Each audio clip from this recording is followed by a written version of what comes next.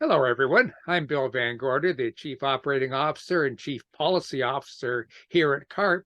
And today we have a very special guest in our CARP recording, which we're doing jointly on our annual Moving Seniors Safely Week.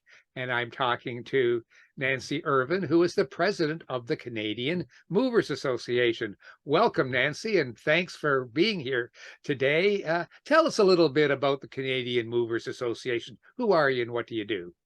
Fantastic. It's great to see you again, Bill. I can't believe it's been a year and we're already back doing this again. We are. CAN is Canada's only trade association for professional certified moving companies. And it was formed in 1969. And we have about 400 members from coast to coast to coast. And we're now into our fourth and fifth generations of some of our family movers. Which is pretty crazy to think because moving actually started in the 1880s, 1890s.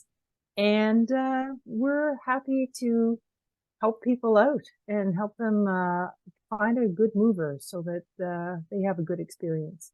Well, I know that we discovered at CARP that the Canadian Movers Association and CARP have a very common interest in helping seniors move safely. And we hear an awful lot of stories about bad things that happen to people when they don't know how to move properly. And that's what we want to talk about today. So the first area to talk about is choosing a mover. What's important to and why is it important to research a mover before you make the decision of who you're going to use? Well, unfortunately, in Canada, the moving industry isn't regulated, which means that there aren't a whole lot of rules and there is not a lot of support for you if something goes wrong with your move.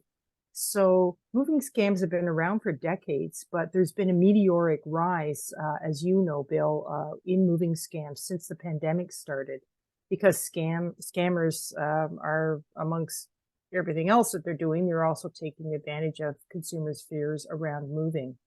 So they were very aware that there was record-breaking housing sales going on and not enough movers to move folks. So they swooped in and targeted vulnerable populations who may not understand the complexities of moving. So that included students and new Canadians, and unfortunately, a lot of older Canadians, which was really sad. There's good money in making moving scams work. So some of the bigger crime rings have been caught. We've been very excited about some of that action that's happening with the police since about June last year. But there are still dozens of operations out there ready to reel you in. So it's really important that you or your family members or your neighbors, somebody's helping and you're looking through all of your moving options, because moving scam season has started again, and we want you to be safe and have a good move this year. So what should I look for in a mover if I'm going to move? What are the kinds of things I have to consider? Because there are a lot of good companies out there. I know you represent them. So how do I find the mover that's right for me? Absolutely. There are a lot of really good movers out there. I don't want to paint this as a swath across the whole industry, because it's not true. A lot of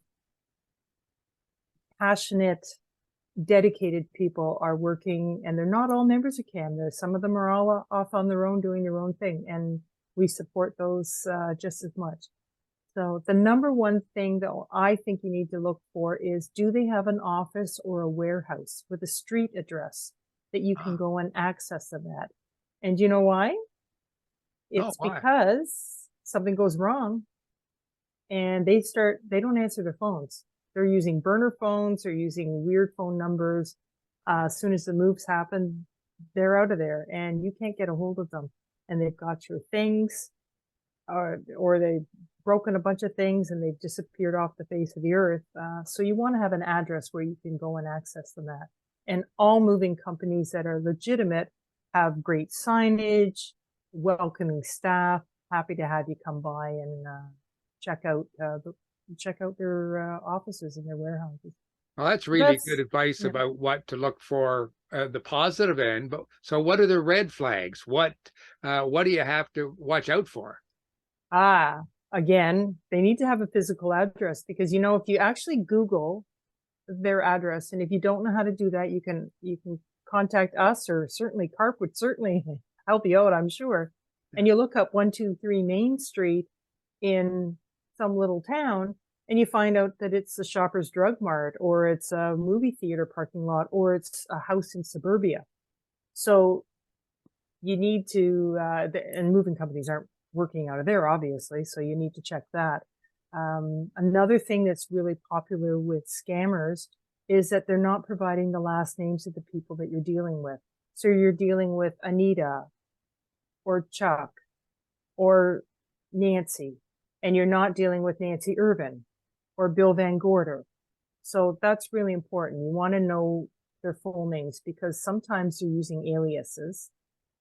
Another big red flag is that they only accept cash. And the reason they do that is that you can't stop the payment. So you want to make sure that you can pay in a way that you can track what's going on. Another one is that they don't put their promises in writing. They don't necessarily give you an estimate in writing, and they certainly don't provide you with all the services in writing so that you can't prove anything. And the final flag that I would say that's really important is we always recommend that you get the shipment confirmed. What is actually moving? A mover needs to know what they're walking into. So you want to have either a mover come by, which is what I used to do, go by the house and check it out and make sure that, you know, the truck can get access, and that, oh yeah, there's some stairs and there's a funny low ceiling that we have to be careful about, things like that we can relay back to our staff. Or if they can't come in person, they often will do a video survey, which was done a lot during COVID because you couldn't go into people's homes. So you want to make sure that the moving company will confirm the shipment. And if they're not going to do that, I would move along to somebody else and try somebody else out. Good point. If anybody has just joined us or come in at the middle, we're talking to Nancy Irvine, who is the president of the Canadian Movers Association. And Nancy, before she took that position, was in the moving business herself, has done that and helped a lot of people move, which why I think the next question is really important. And because you've done this, I know I've watched you do it. How should someone prepare for a move, whether it's yourself, your family, whoever's moving? What are the things you have to do before the movers arrive? Well, there's a whole lot of things, and it's overwhelming, and you just want to put it off because it's just not a fun experience whatsoever. But you want to start early, and the main thing is you want to think about what is actually going to be able to go into your new place. So you might be downsizing from a multi-level home to a one-level bungalow, or you might be going into assisted living or something where you're only allowed to take a chair and a lamp. So what are you going to do with all of the masses of things that you've amassed over the years? So you need to start early. You need to make sure that you have help. Get someone to help you because it is overwhelming, and you'll get very depressed about it. It's not a fun experience to go through. We just went through it with my mom passed away 6 months ago, and we had talked about 7 or 8 months ago, like two months before she passed away, about, okay, we got to start getting rid of stuff because you got way too much stuff here. It's just crazy. And it's a lot. So you want to make sure that you're starting to get rid of the things that you can to Goodwill or Habitat for Humanity or youth services or whatever.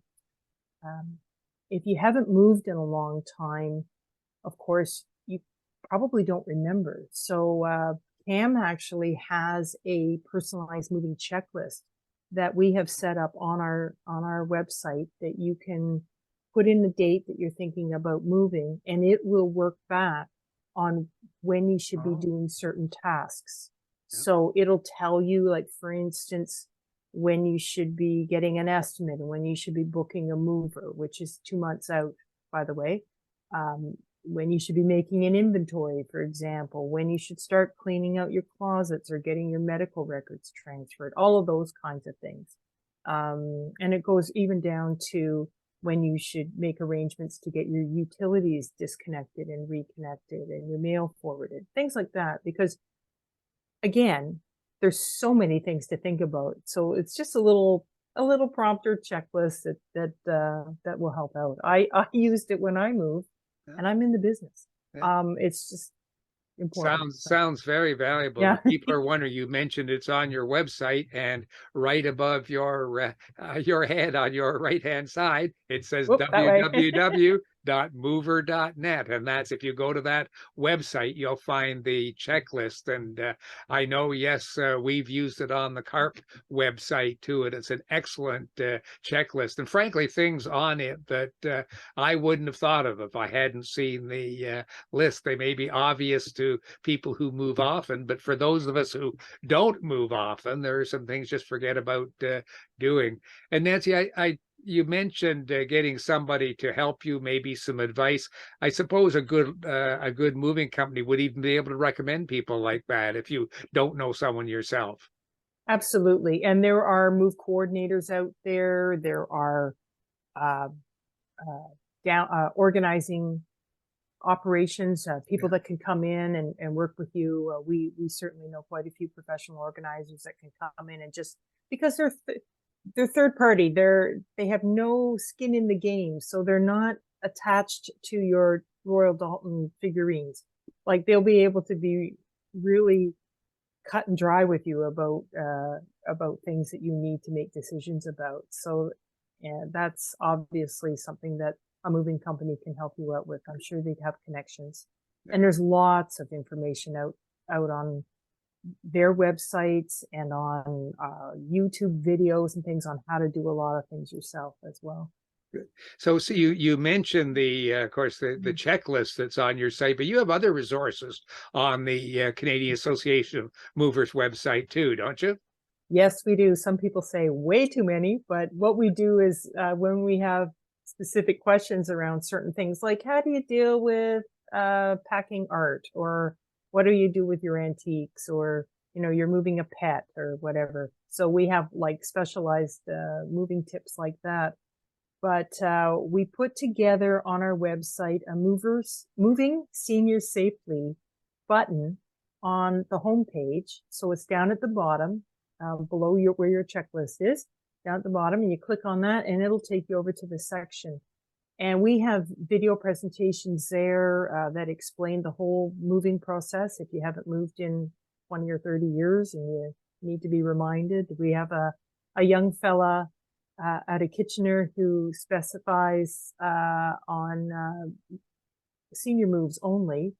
And so he and I talked last year about just the different moves that there were for seniors and older Canadians, that depending on their circumstances. So there's those kinds of videos as well. And we have booklets on downsizing and decluttering, and there's lots of tip sheets there. So there's lots of things. And the other thing that's there, which is new from last year, is there's 2 links to CBC Marketplace and an undercover operation that they did in March of last year that exposed a huge moving scam operation that was ripping off millions from Canadians. And that first marketplace expose resulted in a police raid in June. And so they were able to capture both their undercover work they were doing and also the actual police raid, which was really exciting. It was very, very interesting program to watch, and I think you could pick up a lot of hints about what you should be looking for by watching, and see how smoothly these perpetrators operate and how easy it's not. These people that they take in are not uneducated, foolish people. No. They're scammed by people who are experts at it, and it really help you open your own eyes as to what you might get into. And one of the things that program focuses on, and I like you to tell us a little bit, is estimates, because you've got to Mm, be very careful about how and what estimates you get, because as you'll see if you watch the CBC programs, the scammers use estimates to their advantage. exactly. That's actually how the scam starts, because they'll give you an estimate and they refuse to come in to see you to confirm it. Oh no, you have an average 1 bedroom apartment, whatever, and they're way below what the market rate is for moving, and then once they've got your things, then that's when their scam starts, and they uh, make you pressure you into signing a bill that is for far more, using language that you won't understand unless you're in the industry, and and then they've got your stuff and they hang on to it. So it is critical to get a proper estimate done right from the beginning. So there's 3 estimates is what we suggest from 3 different sources. So if you go on Google and you find, oh, you're going to get a moving estimate from there, you may end up getting 4 or 5 estimates off of one request. So that's also a red flag too, Bill. I should have mentioned that earlier, Yeah. because it's one company that has 5 or 6 company names, Names. so that it can expand its Right. ability to get your work. Sure. But some of the other things you want to check for, is there a GST, HST number on the tax calculation line? Right. Yeah. Because they're collecting taxes from you, but are they paying them? So you want to make sure. Are your conditions listed, everything that you agreed to have done, like your packing and your special crating of your armoire that you want done, or your artwork or whatever, is that listed there? And have they provided some kind of moving protection, valuation, like a cargo protection type thing? So, because your home insurance may not cover moving. And so you want to make sure that you understand what will happen if something breaks or something gets lost. And that needs to be on your estimate as well. So the one thing before we go off this topic, which is really important, is get all of your communications in writing. Don't just take the phone call, Right. because in the end, you might need to have that paperwork to get your things back if the police have to help you out. One other question on that topic, I think is an important one, because if I haven't moved for 30 or 40 years, Mm. I may not understand what a move should cost these days. I think we'd probably urge check with friends and family who have moved recently and get some idea of what costs are. Unfortunately, prices have gone up over the Oh years. yeah. And you may think that one of these lowball prices is appropriate, not recognizing that it's way lower than it should be if it's going to be a quality move. And what they're actually doing now, Bill, which is really interesting, is, and we've heard this from a few people that have called us, is that they're sending out 5 or 6 lowball, within $200 or $300 of each other, Yeah. quotes, and then of course the CAM members who have been around for 5 generations and send out their quote, and it's significantly higher, and they're turning around and telling them that, oh, it's actually them that's scamming you, trying to get more money out of you, Yeah. just like the grocery stores are doing, or just like, whatever, right? Yeah. So really, if the price is too good to be true, it usually is. Right. We're coming near the end of our time, but Yes. I'd like to ask you, what are the, if I'm watching this today and I know that I'm probably going to be moving in the next little while, what are the first steps that I should take? What are the next steps in planning a move? Well, I think it's getting the moving checklist, or getting a moving checklist going from either your moving company or from us, we'll certainly get you started. Research your movers, get some estimates, including a survey, which is really important.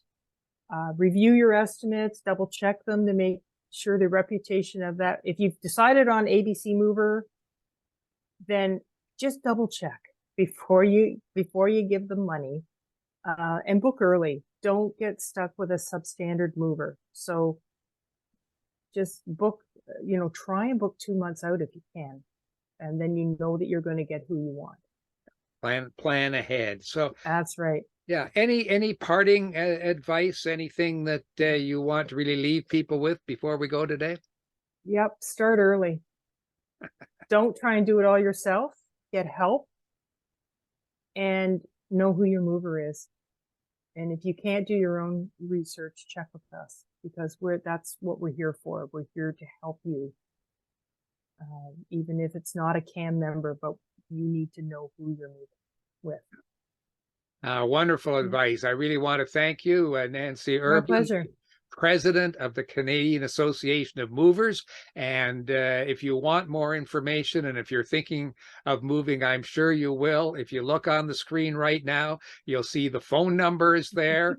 Yes, they have a real phone number that real people yes, answer. we do. And they also have a website. So if your kids are more interested in looking at websites, then there's a wonderful website there too. So don't hesitate to get in touch with CAM. They're on your side and help you make a good move. Thank you, Nancy. My pleasure. We're both seniors, so we can both relate to all of this. Well, yes, but I'm afraid I'm more senior than you are. That's true. Thank you very much, Nancy Irvine from the Canadian Association of Movers. And Nancy, I've got a couple of questions that came in the chat, so I'm going to ask them to you now, if you're ready to listen to them. Sure, I'm all set. Very good. Fire away. All right, there we are. The first question is, as he tries to get it up on his screen, that one of our viewers says that it took over 9 hours and double the amount of the quote. Is there anything she can do about it? Yes, it all depends on where she lives. We do have one thing that because moving scams became such a big thing over COVID, because they were able to take advantage of everybody. And it wasn't just moving scams, it was every scam you could ever think of, I think. But we have a group of student lawyers who are talking to people in a pro bono situation, which is mean for free. And you can send them your information and they'll get in touch with you. It's not always like instant. It could take a day or so to get a response back, but they may be able to give advice on if you can take, depending on the legality of the situation, whether you can take the moving company to small claims court to try and get some of your money back. There is a lawyer and a group of lawyers now involved as well. I think the best thing to do would be, if it's at all possible, to email me with your situation. We can send that information, like all the different instructions to you, and the different levels of advice that we can give you on that. And then you can see if you can get some of your money back. It may turn out that it's one of the companies that actually is probably a scammer. Then there might be some legalities and police involvement. Can't always guarantee it. It could have just been a horrible estimate. It all depends too if they come and see it. This is why it's so important to have a moving company see your things, whether it's in person or like just by phone. Like you can walk around your house with your phone and, oh, sorry, I got my thing on, and just point around and they can see it on, and then they can view it as well. So they can give you a better estimate. We have a So follow-up. my email is Nancy, NANCY at mover, MOVER.net. And on the recorded version of this that we send you, we'll have all that contact information on a slide at the end of the presentation. There's a follow-up question to that. And somebody says, many movers are asking us to fill out a survey form with all our possessions, including the number of boxes, which is hard to know at the beginning. Any advice for them? I like your camera one was probably one of those pieces of advice, but a survey, that sounds like Lazy, moving companies expected you to do their work for them. lazy, Lazy. Yeah. Like, I'm sorry. Yeah. You want the business? Work for it. Don't just get you to do it. How the hell, excuse my language, do you know how many boxes you're going to need? You might think you only need 3 boxes in your kitchen, but guess what? It's usually around 15. So don't even go there. Tell them to get out and see it, or come in. I mean, you can give them a general idea, like, yes, I have 3 bedrooms, but we're only moving 2 beds and, furniture, like the dressers and things like that. But honestly, they need to they need to tell you. And it probably means that they don't have anybody that actually knows how to do that. I know that there's someone on this call besides me who knows how to do this. And it's easy. We know what we're doing, and we can tell exactly and get pretty close to the proper thing. So ask them, can't you send somebody out? Or can't you do a video call to have a look? And if they say no, I would just keep going and find somebody else that will. We can certainly help you out. That's what we don't get paid for sending you to certain movers or anything like that. We just provide you with people that we know, companies that have been certified, and we know that they're going to treat you fairly. So good. Another question or an area that a couple of people asked about, what should you look for in a movie? What should you be aware of? What should you look for? What are the red flags? And that's where we kind of lost the video sound there. That's sorry. And by the way, in the chat, I posted, I quickly typed, copied all the things that Bill and I talked about on a quick document, and I made it into a PDF, which is a portable document file, which you can open up on your computer safely. And all you would have to do is click on, it's somewhere in the chat now, and you just have to click on that, and then you can save it to your computer, and then you've got it. But maybe, Bill, we can send that out. We can send that out with the thing too. We'll attach that. Add it to the thing. When we send out the link to the webinar recording, we'll attach that to it. Yes, we can. Okay, so the question. What the question was? Red flags. What are the good and the bad? What are you looking for? Oh, I love COVID brain. I'm telling you, I've had COVID 3 times, so it's just compounding. First of all, you want to make sure that your mover has a physical address. If something goes wrong, you want to be able to have someone, if it can't be you, one of your advocates, be able to go to the office and go, what's going on? You want to know that there are people that are in existence.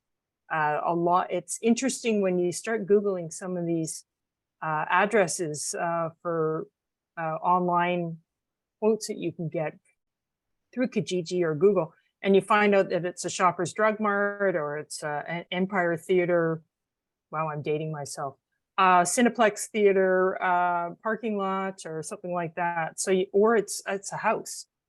You do not want to move with a mover that works out of their house. They need to be an actual business. So that's the number one thing in my mind. It always is. But you also want to know the names of the people you're dealing with. If they're not going to even tell you their name, like, or I mean, they work with aliases or whatever. They only accept cash. That's another thing to be very careful about. You really want to try and pay by e-transfer or credit card or check or certified check or whatever, that you can you'll have some kind of a record of that, so that you're not, out money if they've got to pay it back to you. Make sure you get everything in writing. So if they're not going to give it to you in writing, again, get away from them. Doesn't matter what their price is. Find somebody that will give it to you in writing. And also what we just talked about, if they're going to refuse to come and confirm your pricing or your what you're moving and therefore can't confirm your pricing, move on. There's tons of movers out there. So just find somebody else. Yeah. So a reputable mover will send somebody to your house to look at it and give you your estimate. Yeah, or at least they'll offer to do it online, like, because during COVID we couldn't go in people's homes, so it was a technology that got developed. If it's the same kind that you would use if you can do it by Zoom. I mean, we could easily do it that way. There's lots of different options. It's super easy, and it can be done that's convenient for you, because maybe you can't do it during the day. Maybe you're too tired during the day, but you're better at night. Well, that's something that's easy for them to do from their home, and you're at your home and you just do your thing. So if they can't get out to see you, they can certainly do it that way. Very good. All right. Yep. That seems to be most of the questions that we have now that are available to us. Anybody else want to put a question in the chat? And of course, and I was going to suggest, can I screen share? Yes, absolutely. The moment I see, will give you the power, because I thought I might just quickly run you Yep. just so you can see it. Now let's see if I can do this without messing it up completely. That's what I want. Let's see. Does my yes, it worked. Okay, so And this that's is your CAM website. Yeah. This is our website. And then there's all sorts of stuff, as you can see, home about planning a move, finding movers. If you're moving long distance or even locally, you can go right to the find a professional mover, and you can put in your zip code or postal code, and you'll get a list of ones close to you. So give me a postal code, Bill. B3B. B3K. Oh, there we go. There we go. Let's do that one. Yeah. And then you give it a second to populate, and then it will give you a list of movers that are within 100 kilometers of you. And then you'll see on a map where they all are as well. So that's a really good function for you. That's easy to find. And then as you scroll down, you can again look for a member that way. And here's things that would be of interest to you folks. Moving basics or tips, and like a lot of information. Someone was asking about the moving checklist. This is where it is, right here. And you would click on that, and then you would put in, let's say you're going to move on July 3rd, and you want to create your moving checklist, and you're now panicking because you only have 14 weeks before you move. So this will start telling you the different things that you can do, like 8 weeks out, 6 weeks out, and it'll take you right down to the week before, the day before, and moving day. So there's all sorts of great things. You can download it as a PDF as well, which is wonderful. And the most important one, I think, for all of you is, we keep talking about this moving seniors safely. And if you scroll down here, you're going to see moving seniors safely. And if you click on that, we have a whole section that is devoted to things that are more related to seniors moving. If you're moving yourself or you're moving your parents, there's stuff about the moving scams, which of course I think everybody's pretty clear on now that they're happening. Things about what you're looking for in a good mover, finding a mover, making your plans. And then there's a bunch of tip sheets as well, and do's and don'ts and things like that. And then there's 2 wonderful books on, and I say books, they're about 30 pages or so, but they're, lots of pictures and things like that, but on downsizing advice and decluttering. And then there are a bunch of different videos. If you haven't moved at all in like 20 or 30 years and you have no idea what to expect, I did a video that it's about 20 minutes long, 24 minutes long, that is just about different types of moves and different packing options and how to find a mover and all those kinds of things. We kind of talked about it today, Bill and I, but that's another thing that you can look at. This is a video, Complexities of Moving Seniors Safely. Was done with a young fellow that only does moves with seniors, and he works in the seniors' homes and special care facilities and things like that. And it's a pretty interesting video. Now, mind you, it was taped last year, so it does have some information about the whole COVID situation. And then there's the CBC episodes. And if you haven't watched them, they're very entertaining to watch. So I suggest that you have a look at that if you can. That's great, Nancy. A Yeah. couple of questions while you were Yep. talking. One was, if you do get scammed, is it guaranteed that you'll get your money back? No. Pretty simple, no. Very simple. There have been the fellows that are in the CBC situation right now. They have I think they're at about 800 charges that they haven't been laid yet officially, but they're at about 800 counts. And we know for a fact that there's thousands more people. And a lot of people are afraid to come forward. And so that's been a problem. And it's only been since June of last year that the police have actually looked at this as being fraud and theft, rather than a contract between you and a company and you're not getting along. So it's a civil matter. So we've been, 20, 30 years trying to get the police to take a look at this. So they're finally starting to take a look at it. And it's not from a lot of hard work on our part, because I'm telling you, we've worked really hard for it. But no, you can't guarantee you're going to get your money back.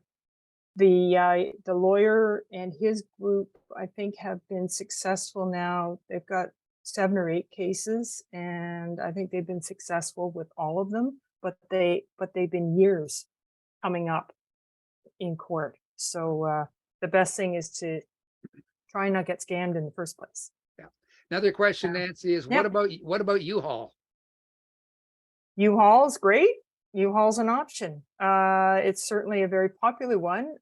Just there are risks with that as well. You've got to make sure that you understand what happens if the equipment breaks down when you're on the highway, or what the liabilities are for anyone who's helping you unload, that they fall off the truck or they slip, and a moving company would have workers' compensation, so that wouldn't come back on you, but it is something that you have to consider. Hey, I had my stuff in U-Haul storage, nothing wrong with that. And movers will deliver to U-Haul, certainly, and they will pick up from U-Haul, because they did that with me when I moved to Sarnia.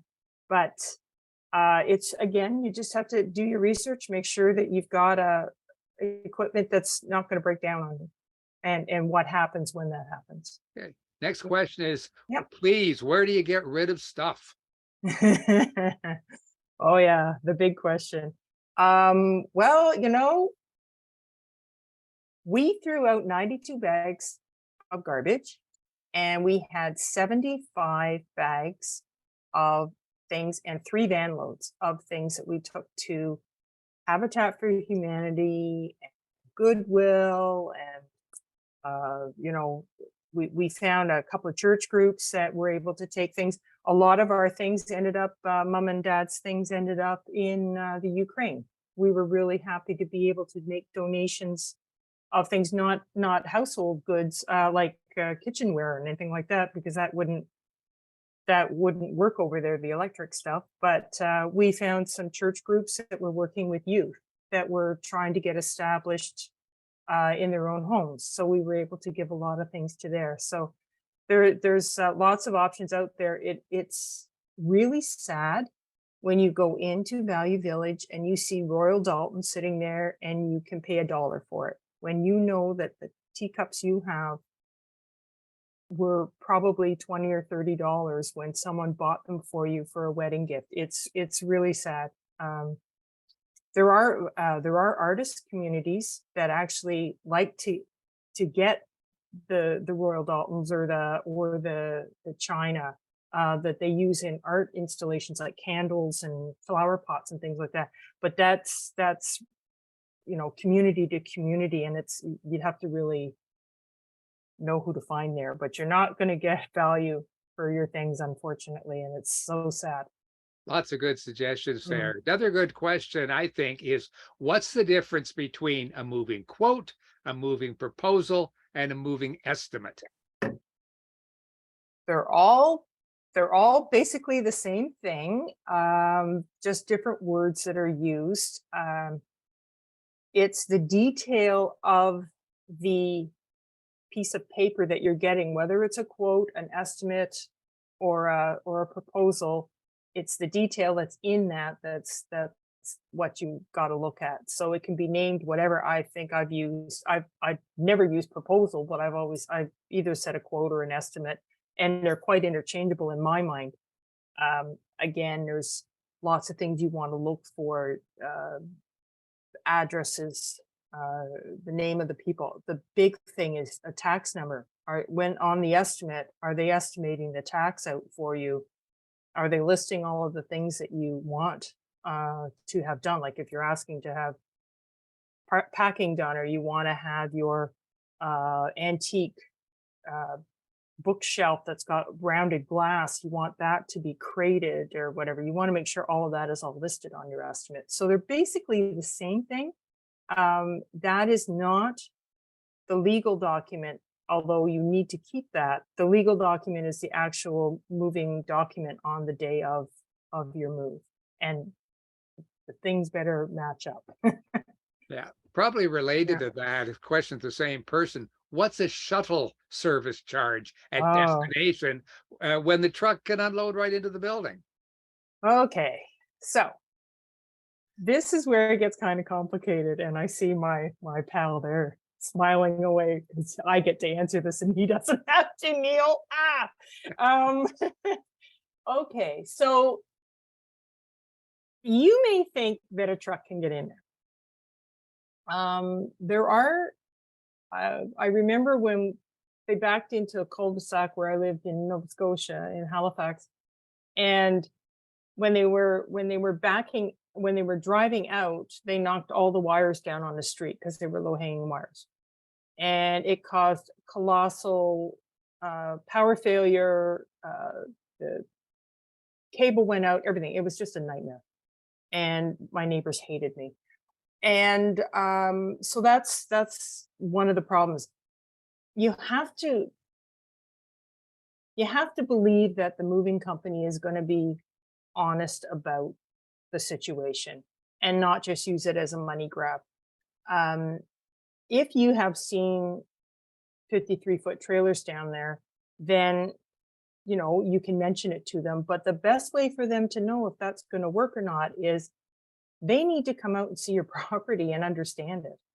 Again, that's another thing. It's not just coming into the house and seeing what's there, but you might have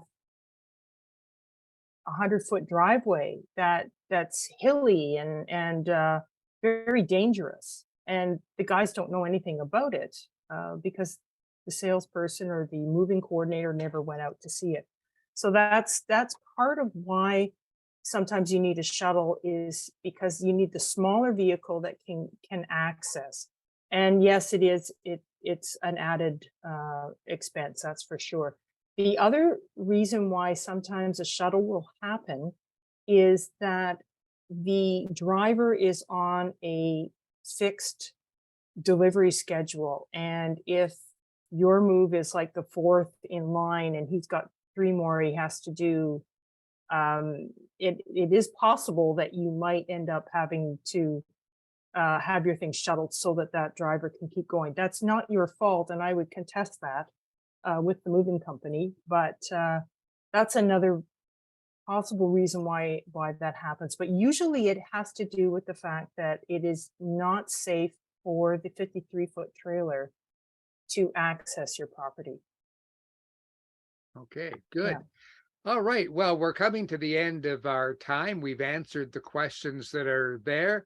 Nancy, is there anything you'd like to leave us with before we leave? I'll give you a second to think while I remind everyone that we will be sending this webinar link out to everyone when the recording is finished. We'll fix that sound problem that we seem to have had for some people earlier and make sure you all get the good quality. We'll put along with that the links to all that really interesting information that Nancy showed you that is on the Canadian Movers Association website. You'll also be able to find links to that information on the CARP website, carp.ca website, where there are also articles on moving safely, and those will all be attached with what we send to you. We'll be sending that to as a link. We'll also be posting it on both of our websites, and it will be on our Facebook site. So all kinds of opportunity for you to tell your friends about this webinar today. Nancy, you've done a tremendous job today. You have really given us a lot of information, and I'm going to let you, as you always do, have the final word. Never. I actually just thought of something which I forgot to tell you. Hotels are now starting to go back to afternoon teas and like proper English teas. So if you've got a whole pile of teacups and saucers, you might want to check with your hotels or in your funeral homes too, and churches, because I totally forgot about that. I kept all of mine because I'm a teacup collector, much to the chagrin of my family. My daughter's freaking out that she's going to get stuck with all this. But anyway, that's a whole other story. Listen, we are not government. We don't profit from any advice we give or any giving you names of movers or whatever. We just want to make sure that you have a safe move. And that's why we do these things. And it's important. Personally, it's important to me. I'm passionate about the moving industry. And as you'll see in the marketplace, I break down and cry when things go wrong, because it really is upsetting. But we're here, and please use our resources. We've worked hard at trying to get you things, and if there's something that you haven't seen there that you'd like, my email will be given to you, and please feel free to give us a call. My assistant, who is having her 72nd birthday, first vacation in 3 years, is going to be gone for 3 weeks, so don't phone the office, but you can call me or you can get a hold of me through email, and we'll keep in touch with you that way. Well, so thank you very much.